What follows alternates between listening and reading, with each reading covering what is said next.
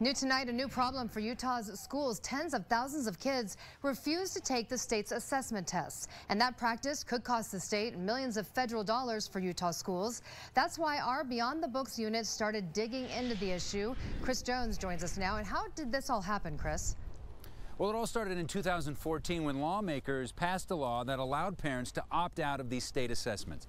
Now some 60,000 students decide that they don't want to take these tests. At some schools, there are schools out there where almost all the students have decided they're going to opt out.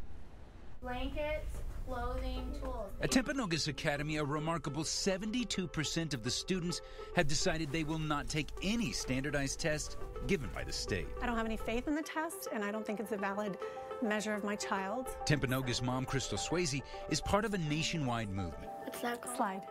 Parents who reject federal school requirements, both past and present. She believes the tests are ineffective and secretive. It also benefits the federal agenda, the federal priorities of control over us, and I'm not here to support that. I'm not here to let my child be a guinea pig. We love conspiracy theories, don't we? State Representative Joe Briscoe says Utah's opt-out rate is alarmingly high. At last count, as many as 6% of Utah students are not taking the assessment test. Beyond the Books has discovered that Utah is dotted with schools with double-digit opt-out rates. In 2017, Olympus High had 27% of their students opt out. Park City High School had nearly 50% of its students refuse to take the test. An online school, Utah Online, had a jaw-dropping 93% of their students opt out. Numbers like that get the attention of the federal government. They want all schools to have an opt-out rate no higher than 5%. Beyond the Books calculates that 22% of Utah schools are in violation of that requirement.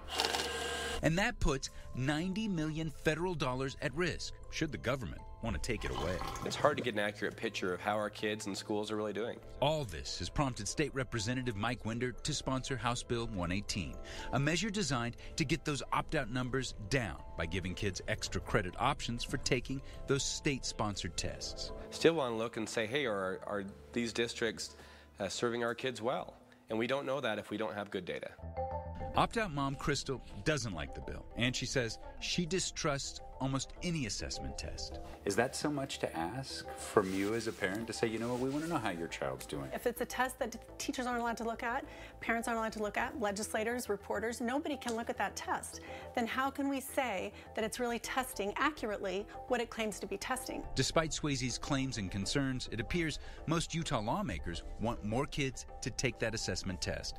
Winder's bill passed out of the House 58-14, and now it moves on to the Senate. He says Utah needs to know if the billions we spend on education is actually educating. Is it difficult for you as a lawmaker to know that we're shoveling money into these schools and not knowing how the kids are doing academically? Absolutely. So the next step, of course, is the Senate. And we've talked to experts who've been watching this bill. They feel like it has a really good chance of passing. Now, if you have an education story that you think needs to be investigated, there's our phone number on the screen. Give us a call. We'd love to check it out. Guys, back to you.